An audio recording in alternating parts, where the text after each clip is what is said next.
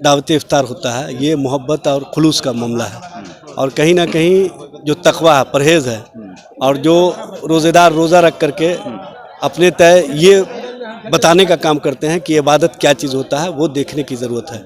और दावत इफ्तार में चाहे गैर मज़हब के लोग करें या अपने लोग करें, सबको एक दूसरे के यहाँ जाना चाहिए। इससे मोहब्बत और जो खुलूस है वो बढ़ता है। और साथ ही साथ जो अफ्तार में धैर्य, जो तकवा और जो लोगों में मोहब्बत का जज्बा देखने को मिलता है, उसको बढ़ाने की ज़रूरत है। बहुत सारे लोगों ने राजद ने जो दावत इफ्तार करवाया था उसका बाइकआउट आकर फेसबुक पे कुछ लोगों ने किया था, मगर वहाँ देखने को जब मिला तस्वीर कुछ और थी। इतनी भीड़ कहाँ से आ गई? देखिए, जो सामने होता है वही चीज़ को देखा जाता है। और खुलूस और मोहब्बत और जो राष्ट्रीय जनता दल या लालू प्रसाद ने अक़लियत के हक़ और बक़ा के लिए और उनके हर मामले में साथ खड़े होकर के जो साबित कदम बढ़ाया है, वो देखने की ज़रूरत है। उन्होंने कभी भी सेकुलर ताकतों के लिए और सेकुलरिज़म के लिए उस फ़िरक़ापरस्त ताकतों से समझौता नहीं किया जिसने मुल्क को और मुल्क के पूरे माहौल को ख़राब करने का कोशिश किया। चाहे तुम जितना भी मेरी कुर्बानी ले लो, लेकिन हम अपने कदम से अलग नहीं हट सकते हैं, क्योंकि हमारा कमिटमेंट है। और जो कमिटमेंट पर कायम होता है उसके साथ तो सभी लोग साबित कदम रहते हैं। और अक़लियत के लोग और मुसलमानों को भी ये बात पता है कि लालू प्रसाद खुद को मिट जाना पसंद किए हैं, लेकिन कभी भी अक़लियतों के हक़ और बक़ा की लड़ाई में पीछे हटने का काम नहीं किया। लोगों ने कहा कि ये बिहार शरीफ और जो सासाराम और बिहार में जो उपद्रव दंगे हुए, मुसलमानों की जो साथ जो बर्बरता हुई, खास के मस्जिदों को जलाया गया, मदरसों को जलाया गया और कई करोड़ों रुपए की जो संपत्ति का नुकसान हुआ, उसको डैमेज कंट्रोल करने की कोशिश की गई है सेकुलर पार्टियों की तरफ से ये दावत इफ्तार दी। ये आपको पता है कि बहुत सालों से दावत इफ्तार दिया जाता रहा है। और ख़ास तौर से लालू प्रसाद जी इस मामले में खुद खड़े होकर के अक़लियत के भाइयों के लिए जो दावत इफ्तार देते थे, उनके साथ खुलूस और मोहब्बत का जज्बा पेश करते थे। बिहार शरीफ और सासाराम में भी मामले को कहीं ना कहीं दूसरे रूप में ले जाने का कोशिश किया गया, लेकिन चूँकि फ़िरक़ापरस्त ताकतें अब इतनी मजबूत नहीं हैं कि वो माहौल को ख़राब कर सके। सर्टेन टाइम के लिए उन्होंने जिनका प्रयोग किया था उन लोगों ने कुछ नुकसानात किए, लेकिन पूरे देश के आवाम ने भारतीय जनता पार्टी को और फ़िरक़ापरस्त ताकतों को ये जवाब दिया कि ये मुल्क गंगा जमुनी तहज़ीब का है, ये मुल्क मोहब्बत का गहवारा है, ये मुल्क अनेकता में एकता का मिसाल है, और इस मुल्क को कोई चाह कर भी बांट नहीं सकता। ये सब जो मामले हुए और जो ये घटना घटी, कहीं ना कहीं सरकार और प्रशासन की भी चूक थी। इस चीज़ को आपको भी मानना पड़ेगा, प्रशासन की भी चूक थी। इससे कहीं जो सो कॉल्ड कुछ मुस्लिम पार्टियां जो अपने आप को कहला रही हैं, मुसलमानों का बड़ा रहनुमा कहलाने की कोशिश में लगी हुई है, उनको फ़ायदा मिल सकता है 2024 के इलेक्शन में इस घटना के बाद। देखिए, मुल्क के मुसलमान और मुल्क के जो लोग हैं वो एकता में अनेकता पर विश्वास करते हैं। और मुल्क में अपने जो सियासी हमारा माहौल है, उस माहौल में उन लोगों के साथ कभी नहीं जाएंगे जो कहीं ना कहीं उन ताकतों को मदद पहुंचाने का काम कर रहे हैं, जिन ताकतों को हमने बिहार से उखाड़ फेंकने का काम किया। आपको पता है कि बिहार में जो नफ़रत फैलाने वाली ताकतें थे, जो सेकुलर ताकतों को कमज़ोर करने वाली ताकतें थे, उसको हमने उखाड़ फेंका। और भारतीय जनता पार्टी को जवाब दिया है कि अगर हम लोग एक हो जाएं, इकट्ठे हो जाएं, तो मुल्क से भारतीय जनता पार्टी और फ़िरक़ापरस्त ताकतों को ख़त्म किया जा सकता है।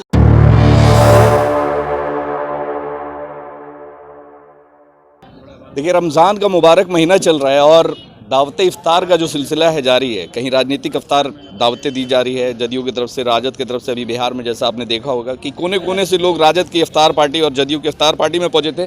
फुलवारी शरीफ में मौजूद है। फुलवारी शरीफ में यहाँ के जो बहुत सारे कुछ बिजनेसमैन हैं, समाज सेवी हैं और कुछ पॉलिटिकल पार्टी से बिलोंग करते हुए लोग हैं जो यहाँ आए हुए हैं, जो यहाँ आम और ख़ास दोनों लोग आपको देखने को मिलेंगे।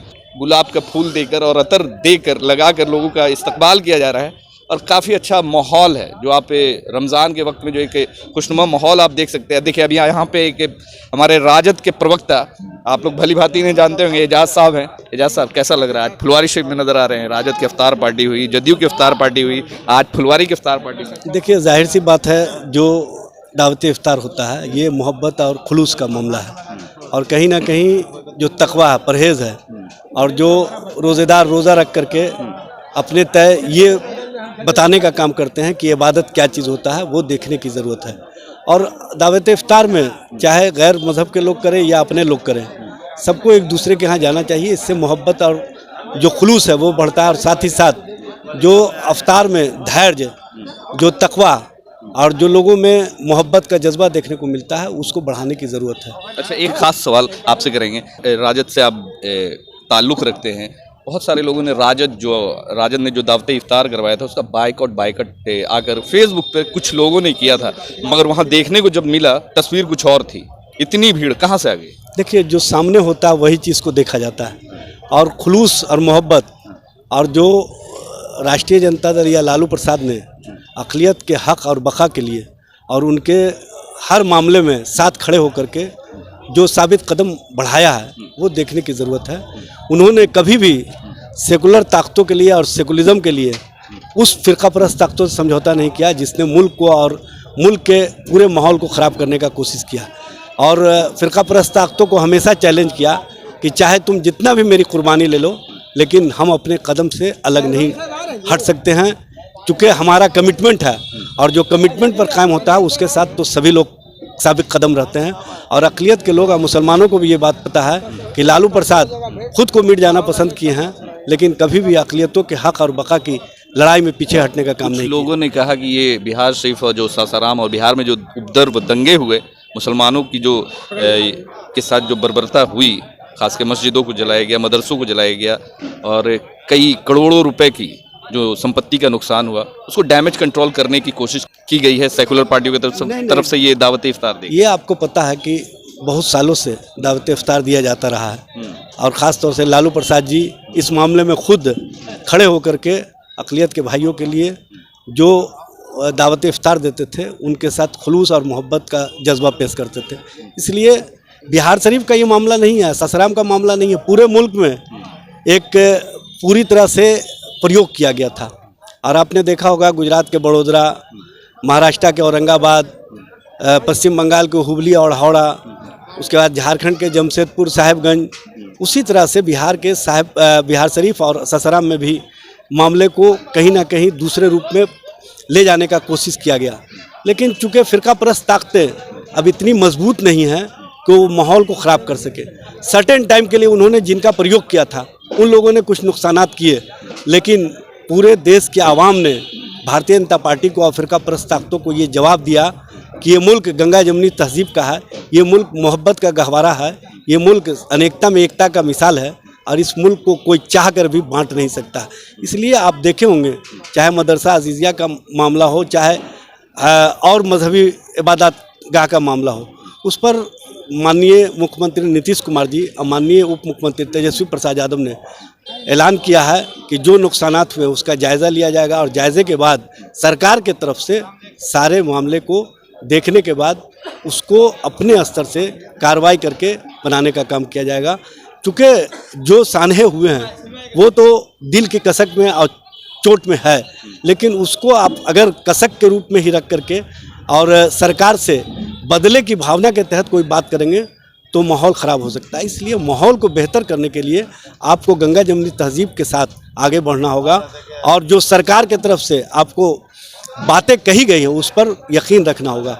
और सरकार हमेशा, जो सेकुलर सरकार होती है, हमेशा अक़लियतों की बक़ा के लिए लड़ाई लड़ती है। एक ख़ास सवाल, ये सब जो मामले हुए और जो ये घटना घटी, कहीं ना कहीं सरकार और प्रशासन की भी चूक थी, इस चीज़ को आपको भी मानना पड़ेगा, प्रशासन की भी चूक थी।